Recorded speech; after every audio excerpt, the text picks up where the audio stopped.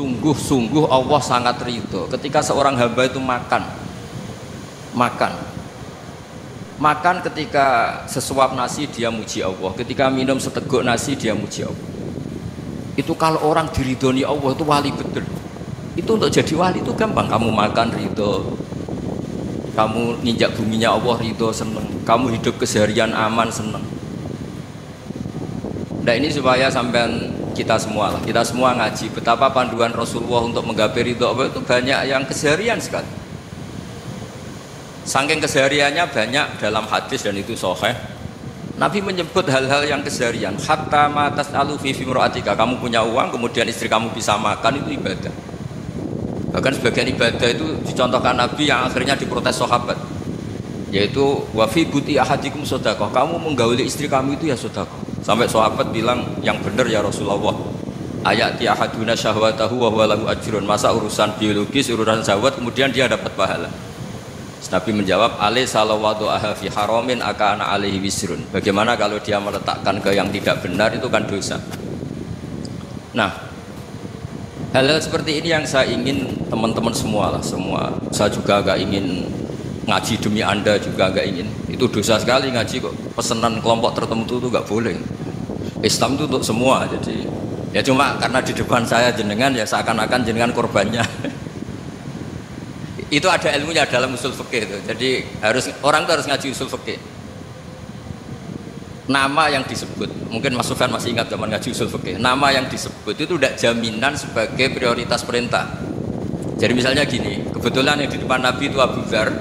Nabi ya bilang, ya Aba Dzarin ini uhibbuka misalnya, atau ya Mu'ad ini uhibbuka, atau ya Aba Hurairah ini uhibbuka. Banyaklah riwayat yang Nabi nyebut ya Aba Dzarin, ya Mu'ad, ya Aba Hurairah. Kemudian misalnya Nabi meneruskan khitab, ini uhibbuka, saya mencintai kamu, fakul dubur sholatin, atau sebagian riwayat disebut fala tada'an la dubura kulli sholatin Allahumma inni ala dzikrika wa syukrika wa husni ibadati. Saya mencintai kamu, siapa saja, Mu'ad bisa, Abu Dzar bisa siapa. Saya mencintai kamu, mohon kalau habis sholat kamu jangan lupa wiridan Allahumma inni ala dzikrika wa syukrika wa husni ibadati. Ya Allah, tolong kami permudah supaya mudah ingat Engkau. Anda tidak bisa mentang-mentang, nama saya Parmen, nama saya Purnomo, itu yang diperintahkan Mu'ad. Jadi yang disebut satu, tapi khitab itu untuk siapa saja. Saya teruskan. Jadi saya mohon semua kita melakukan kebaikan itu, kalau dalam kaidah fikih disebut al yakin la yuzalu bisyak. Banyak kebaikan yang kebenarannya itu 100%, tidak punya efek samping ke pihak lain, ke kelompok lain, ke komunitas lain. Itu tadi misalnya Anda makan dan itu murah sekali, hanya butuh satu piring, setiap punyaan kamu muji Allah, setiap minum kamu muji Allah. Itu redaksinya Rasulullah SAW disebut Allah sangat ridho ketika seorang hamba makan kemudian dia memuji Allah, atau minum kemudian dia memuji Allah. Logikanya gampang, negara seperti ini yang kamu harapkan bentuknya kayak apa, mertua, ipar, komunitas, tetangga, itu nyata terjadi itu kan belum pasti. Sementara yang mesti terjadi adalah kamu butuh makan, kalau tidak mati. Butuh minum, kalau tidak mati. Butuh bumi yang nyaman ditempati, kalau tidak kita juga mati. Sebab itu Allah kalau menyebut nikmatnya itu hal-hal yang keseharian. Alladzi at'amahum min ju'. Allah itu siapa? Allah itu yang menciptakan kamu bisa makan. Tidak berlebihan. Allah itu yang menciptakan kondisi sosial itu ideal. Zaman Nabi itu ya ada orang munafik. Orang-orang pilihan Allah itu juga diuji orang sekelilingnya yang macam-macam. Semua diuji sesuai konteks zaman dan waktu.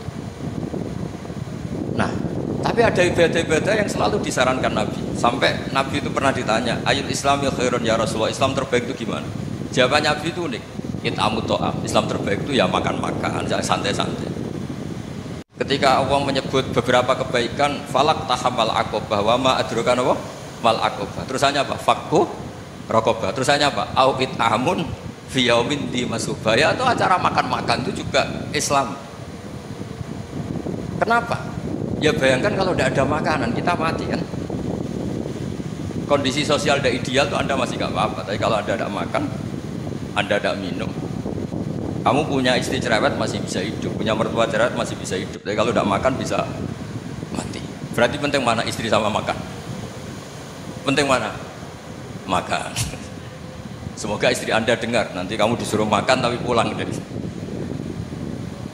Itu kalau dibahasakan makan masih memahami. Penting mana nasi satu piring dengan istri. Gak ada nasi mati, gak ada istri belum mati. Penting mana? Gak berani jawab kan? Ternyata Anda ada garang kan di depan istri.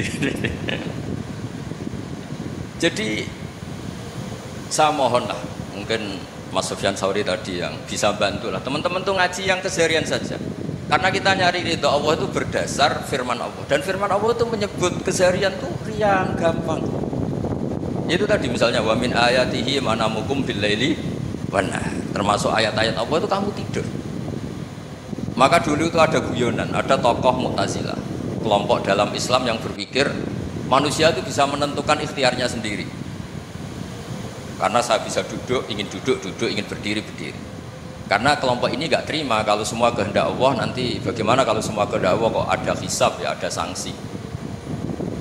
Lucunya itu dia akhirnya, ini cerita ya, mencintai seorang perempuan cantik sekali. Dan itu dia menjadi ahli sunnah itu oleh hal-hal yang sepele. Karena istrinya cantik, ya namanya suami istri itu hubungan intim. Terus ditanya, Mas masih ingin lagi? Masih. Silahkan diulang lagi. Wah ya tidak bisa. Katanya manusia bisa menentukan yang diinginkan. Itu tobat itu. Itu nggak bisa ditobatkan Mas Sufyan Ats-Tsauri. Orang cantik yang mudah nobatkan orang itu orang cantik. Segampang itu.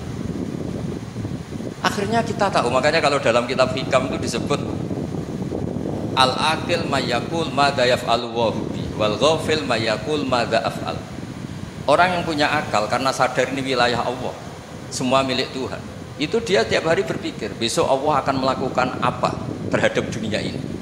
Kamu merencanakan sesuatu, mau plesir ternyata gempa, mau wisata ke Rusia ternyata perang. Kamu tidak pernah tahu apa yang akan terjadi besok. Wa ma tadri nafsum madza taksibu ghadan. Tapi anda semua kita ini sering punya jadwal permanen. Makanya saya kalau diundang siapa saja bisa netek. Yang jelas Gus ini acara penting. Ya masih acara penting nak pangeran ngersakno piye. Kowe ape dadi pangeran kamu kok mau jadi Tuhan.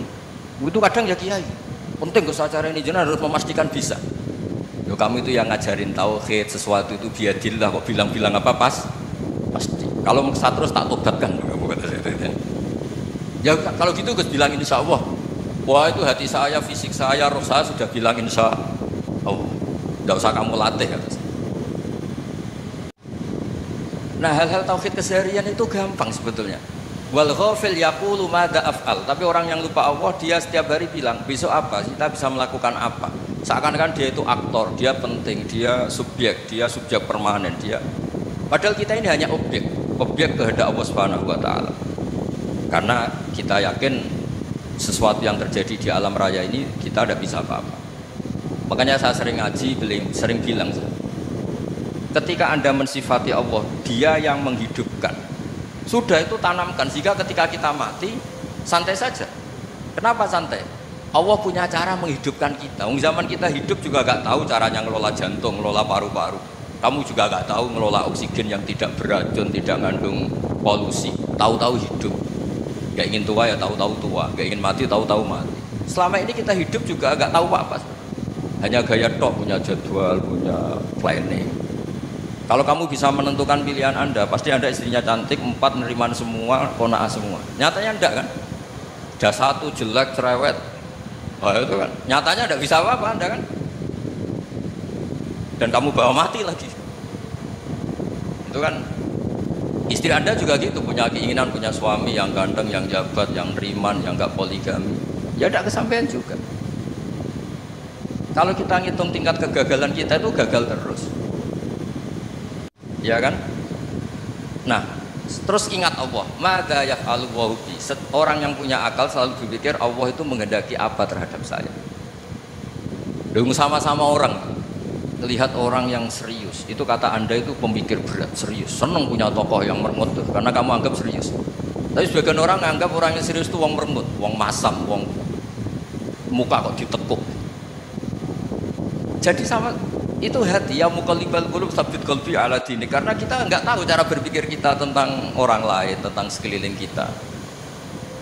Misalnya kita orang baik yang jenis ngrumat fakir miskin, ada orang bangun masjid mewah itu janggal. Apa artinya masjid mewah kalau banyak orang kelaparan? Tapi kalau yang jenis pendidikan, apa artinya masjid mewah kalau tidak bisa ngaji? Nanti yang jenis infrastruktur, apa artinya ini kalau semuanya punya sudut pandang yang berbeda-beda. Dan Islam mengapresiasi semua kebaikan.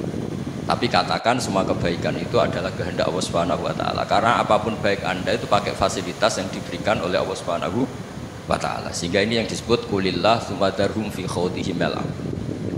Ya, kembali tadi ke tema-tema bahwa keseharian Anda ini sudah Islam. Saat Anda tidak bisa melakukan apa saja. Saya sering ada jenazah, biasanya kalau tetangga meninggal saya sering disuruh ngelepas. Saya bilang orang ini baik karena sering ngelamun di rumah, sering nganggur di rumah. Ditanya sama anaknya, kenapa Gus nganggur baik? Ya kalau dia nganggur artinya juga agak berbuat sesuatu yang maksiat kan? Ya kan, orang nganggur di rumahnya ya tidak bunuh orang, tidak maling, tidak korupsi, ya namanya nganggur di rumah. Lah cuma istri cara pandang nganggur gak menghasilkan uang gitu. Tapi juga gak menghasilkan kriminal kan? Jadi sebenarnya Islam itu cara, makanya kalau sampai ngaji usul fikih itu ada kitab usul fikih namanya Lubul Usul, itu terkenal sekali di pesantren itu. Itu kalau ngapresiasi keseharian itu luar biasa. Itsma min mubahin illa wa yatahaqququ bihi tarku haramimma. Karena keseharian yang mubah saat Anda lakukan itu ada kehebatan yang luar biasa, yaitu meninggalkan haram. Makanya dulu banyak orang-orang alim ketemu temannya itu guyon sampai semalaman. Itu biasanya yang semangat Islam itu, kiai kok tidak tahajud, kiai kok tidak witir. Orang yang sedang mapan uangnya banyak, malam itu tidak kelayaban itu sudah luar biasa. Melawan nafsu supaya tidak maksiat itu sudah luar biasa. Supaya lupa guyon sama temannya semalaman sampai subuh. Gejolak-gejolokan kenang zaman miskin, zaman kuliah gak jelas, zaman apa. Melihatnya jangan tarkut tahajud. Seperti ini meninggalkan tahajud, tapi meninggalnya ini talkul muharramat. Jadi kayak apa hebatnya? Sehingga Imam Ghazali punya riwayat yang agak unik. Hatta takuna ibadatu akhiri hadil ummah iku an-naum. Jika suatu saat ibadah terbaik umat ini itu tidur. Itu kan riwayat kontroversi. Ketika Imam Ghazali tanya, kenapa iya? Kenapa kamu mulai keluar dari rumah itu sudah banyak maksiat, melihat perempuan yang enggak mahram, melihat fenomena. Tapi kalau kamu tidur itu enggak melihat apa-apa. Tapi juga kamu jangan nganggap tidur itu ibadah betul. Saatnya melakukan fardu ain malah masih tidur. Tapi itu sudut pandang yang menjadikan kita Islam itu gampang. Jadi saat Anda tidak bisa aktivitas apa-apa, misalnya ada beberapa orang yang lumpuh. Lumpuh itu memang nggak bisa Jumatan, nggak bisa ibadah, tapi dia juga nggak bisa maksiat. Tidur itu memang Anda saat itu tidak bisa tahajud, tidak bisa witir, tapi saat itu ada zina, ada maling, tidak gosipkan orang, tidak bully orang, tidak menanamkan kebencian, tidak hasud. Sehingga tidur menurut Allah Ta'ala wa min ayatihi manamukum billaili apa? Wan-nahar. Karena di tidur itu selain ada unsur istirahat, jaga stamina, juga ada unsur meninggalkan beberapa keburukan. Nah, saya mohon ibadah yang keseharian ini kita jaga. Supaya kita semua baca ayat itu fasih. Fasih itu tertanam di hati. Allah itu siapa?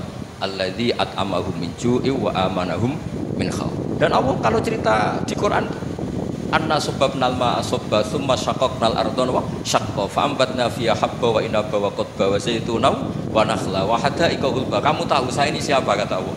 Saya ini adalah Tuhan yang menurunkan air, kemudian ada tanaman banyak, habba wa inaba wa qadba, ada zaitun, ada tin, kalau orang Jawa mungkin ada tela, ada padi, ada mangga, ada pisang. Sudah. Wa inaba wa zaituna wa nakhla wa hada'iqa ghulba, ada perkebunan yang lebat. Tujuannya apa? Mata Allah, silahkan kamu pakai, kamu nikmati. Tapi karena kadang kita ini punya ide-ide besar.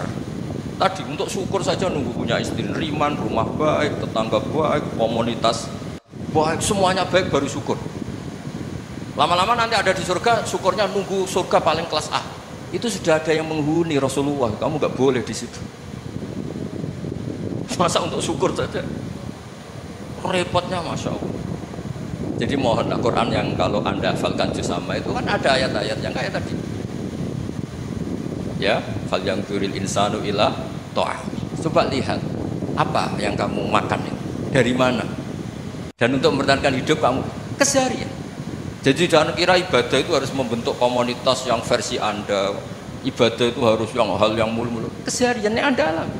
Loh, ini saya tidak bikin-bikin. Saya ngaji bukan karena berdasar pesanan.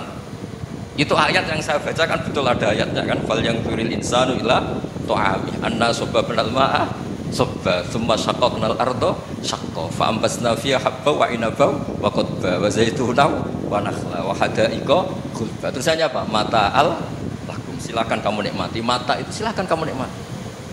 Ya kayak sampean dikasih hidangan ya makan. Ya sudah makan. Habis makan ya minum. Habis itu ngantuk ya tidur. Ya sudah normal-normal saja. Kayak apa indahnya Islam. Tapi Anda mencari Islam yang gimana lagi? Nah itu yang diajarkan guru-guru kita, diajarkan sanad kita sampai Wali Songo, sampai Rasulullah SAW. Bahwa pada akhirnya ada jihad, ada perang. Itu dulu memang perang, bukan membunuh, beda. Dulu kita dijajah Belanda ya perang, dan itu normal karena kita dijajah.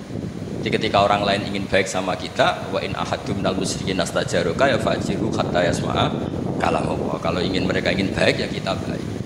Makanya ada istilah musta'man, mu'ahad. Kalau mereka ingin damai, berdampingan dengan kemajmukan ya itu yang lebih baik. Karena memang Islam menghormati proses perdamaian. Wa in janahu lis-salmi ya fajnah lah. Kalau ingin damai ya kita harus